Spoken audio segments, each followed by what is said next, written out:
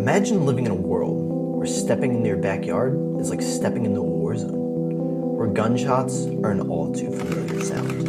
A world where you're afraid to go to school every day, out of fear that you'll be taken away, never to see your classmates or family ever again. Even worse, what if you were to wake up one morning to find one of your parents dead for a reason that is beyond your understanding? How do you move on? Unfortunately, this world is real for millions of people.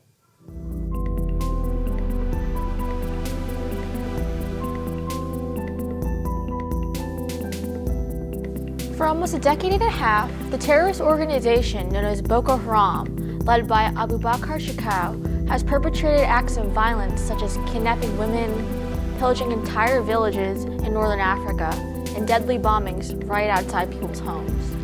Today, the group has become far more radical and poses a serious threat to the safety and security of the Western world.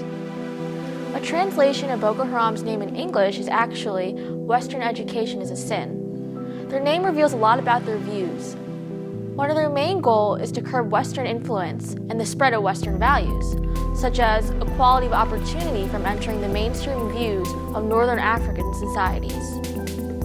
But Northern Africa wasn't always plagued by terrorism.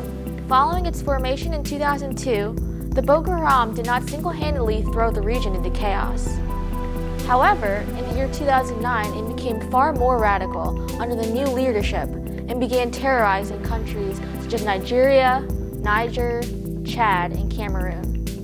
The group has quickly risen to power in the last few years, pledging its allegiance to the Islamic State. Boko Haram's allegiance to the Islamic State is actually surprising. Despite their convincing facade as an Islamic terror organization, Boko Haram has been known to attack Muslims as long as they have participated in any political or social activity associated with Western society. Now, the group has been known to target schools and churches, killing or kidnapping everyone inside with no remorse. Kidnapping women and children has been by far one of the group's most common forms of terrorism. Since 2013, thousands of young boys, some as old as 5, have been kidnapped and sent to Boko Haram's boot camps. 2 years ago, Boko Haram made international headlines after kidnapping 276 schoolgirls from the town of Chibok. They believe that women should not be educated and use their kidnapping as a statement to other women in the region, as well as a form of punishment by the girls. By controlling them, the Boko Haram is able to expand its influence and power. Hundreds of young girls, fast asleep in their beds, are awakened by the sound of gunfire. Armed attackers have stormed their boarding school and set fire to dozens of buildings. Nearly 300 of them are dragged from their dorm, loaded onto trucks, and carried away deep into the forest. After being kidnapped, girls are usually made into sex slaves and forced into marriage with members of the Boko Haram. Boys are generally recruited and then trained to be Boko Haram fighters in strict indoctrination programs with harsh living conditions. While some of the victims are able to escape, the emotional scars will never leave them. They cannot escape from this horrific experience.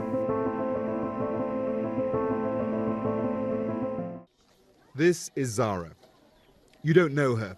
She wasn't one of the Chibok schoolgirls. But she is one of the thousands of other girls taken by Boko Haram. Now home, her story is the story of how they're tearing communities apart. She explained how she was kidnapped by Boko Haram and taken to the notorious Sambisa forest. They gave us a choice, to be married or to be a slave. I decided to marry.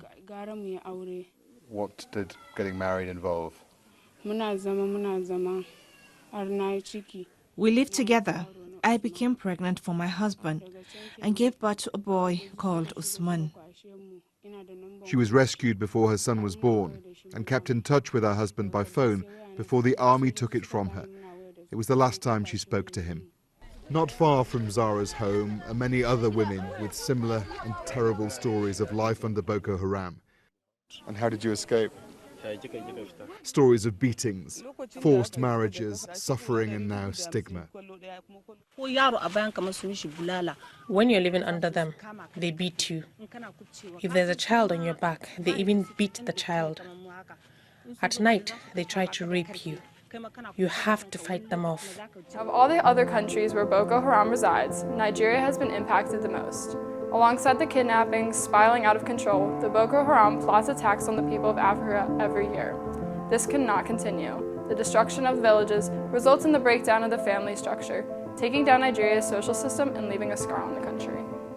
The Boko Haram has damaged the Northeast, using such severe violence that it will cost Nigeria about $9 billion to restore and to reconstruct the broken infrastructure in their states. The Northeast is relying on global partners and the World Bank to lend them a hand. However, the devastation of schools, hospitals, markets, police stations, roads, electricity poles that these states have faced are far greater than the efforts that have been made. By giving Nigerians a reason to doubt the current campaign, which consists of troops from Cameroon, Chad, and Niger who fight against the Boko Haram insurgents, the current leader reduces his chance of being re-elected. This provides insight into a pattern of frequent change in office.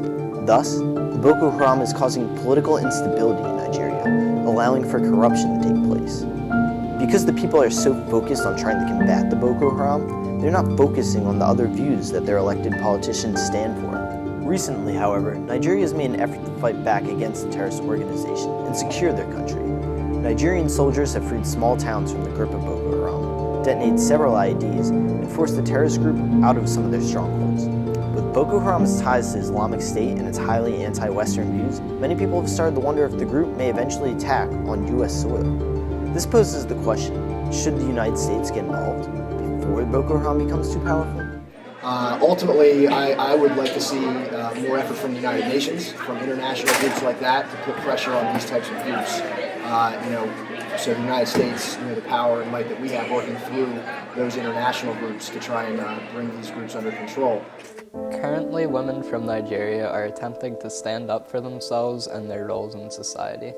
However, their campaign is too large for them to manage on their own. Founder of the Women Without Walls initiative, wife and mother from central Nigeria, Esther Ibanga, spoke to the UN about the role of women countering terrorism in Nigeria. In her speech, she talked about the need for women-led civil society groups to prevent and counter violent extremism effectively, and their roles as an intermediate between these communities and the state government as these religious and community leaders worked to identify the grievances with the state that were creating conditions for violence. Her organization also introduced the Mother's School project in Nigeria that trained housewives and mothers to be the first line of security for their homes, families, and communities. With the help of the United Nations and women's civil society groups, women can voice their opinions in the decision-making process of countering terrorism by the state. As upstanders, we as Americans can donate to a number of organizations, such as Women Without Walls Initiative, discussed before, and the other programs sponsored by United Nations, like Save the Children, UNICEF, and the World Food Program. Although the Northeast is in devastation, the region's attempt to resist the Boko Haram highlights strength. With this optimistic mindset, their plan of action not only gives hope to the northeastern states, but also is a message to the world that, with a unified effort, terrorism can be defeated.